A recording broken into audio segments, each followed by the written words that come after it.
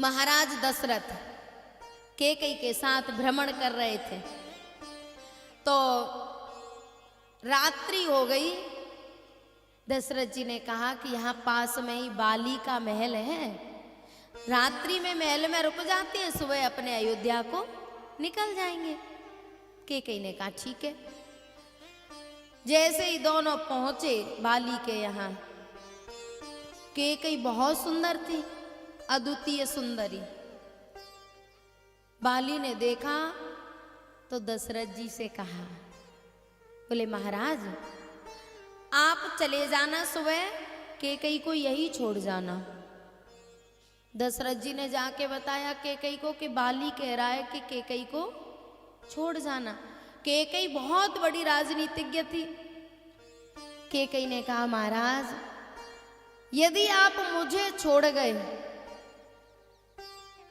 तो फिर इज्जत बचने वाली नहीं है। चाहे मैं कितनी ही पवित्रता से यहां रहूं, लेकिन संसार मानने वाला नहीं है। बोले तो बोले ये बाली मुझे नहीं चाहता, वो आपको नीचा दिखाना चाहता है। अहंकारी है ना, और अहंकारी ये नहीं चाहता कि कोई मेरे बराबर में खड़ा हो। क्या चाहता है कि सब मुझसे नीचे रहें, और जो कोई ऊपर उठने की कोशिश करता है उसको हटवा देता है। बोले ये अहंकारी है, और नारी और मुकुट दोनों राजा की इज्जत होती हैं।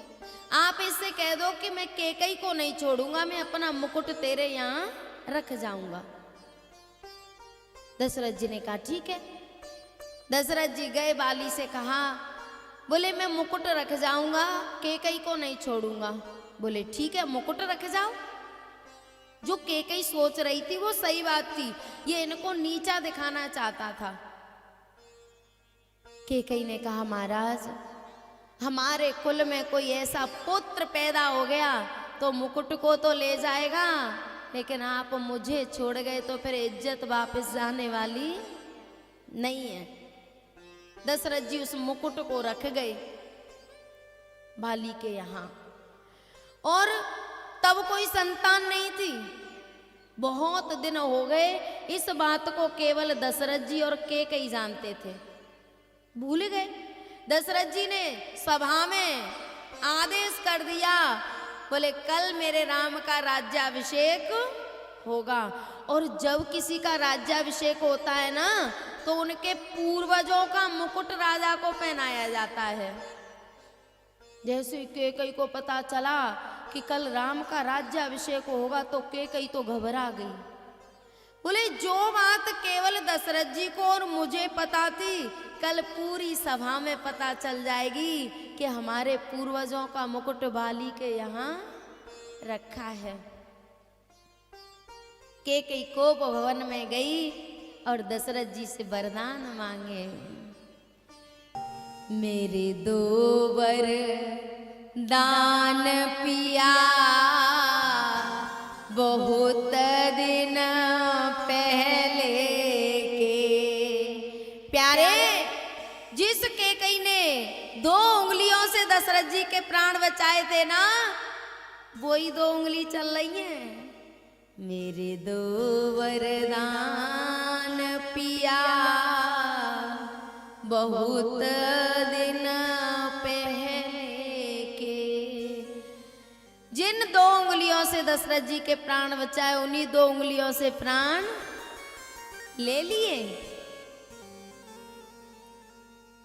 ये माताएं अगर किसी पे करुणा करने पे आ जाए तो क्या से क्या कर सकती हैं, और जब किसी से लेने पे आ जाए तो क्या से क्या ले सकती हैं। जिन 2 उंगलियों से प्राण बचाए उन्हीं से प्राण ले लिए। बोले मेरे वरदान दे दो। दशरथ जी ने कहा कि मैं मर जाऊंगा। बोले मर तो उसी दिन गए थे जब देवासुर संग्राम हुआ था। आपके रथ की कील टूट गई। जिस महारथी के रथ की कील टूट जाए वो बचेगा? बोले तुम तो उसी दिन मर गए थे। उधार की जिंदगी दी थी मैंने, अब मेरी उधार की दी हुई वस्तु को वापस दे दो।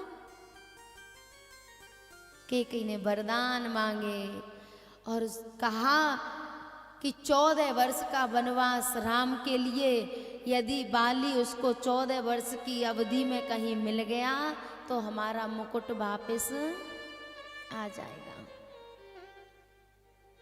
बोले मैं राम का राज्याभिषेक नहीं देख पाऊंगा। बोले उससे मुझे कुछ लेना देना, अगर आपने अभी राज्याभिषेक कर दिया तो मेरी इज्जत चली जाएगी। वरदान मांग लिए प्यारे। आज राम जी बाली से कह रहे हैं, मूढ़ तो अति से अभिमाना, नारी सिखावन करसिन काना। अरे अभिमानी, मेरी माँ ने तुझे समझाया, तेरी समझ में नहीं आया? मेरा मुकुट कहाँ है बता। बाली ने कहा वो मुकुट मेरे पास नहीं है। बोले तेरे पास ही तो था। बाली ने कहा उसको तो रावण लेके चला गया। जब रावण को बाली बंदी बना के रखता था ना, ऐसा नहीं था कि उसे 24 घंटे कांख में ही रखता था। रात्रि को सोता तो बांध के डाल देता और दिन में अपनी सभा में रहता। जब कहीं जाता तो कांख में दबा के ले जाता, सर्टिफिकेट ले जाता था साथ में कि देखो रावण जैसे तो साइडों में लटके रहते हैं, वैसे नहीं रखता था। एक दिन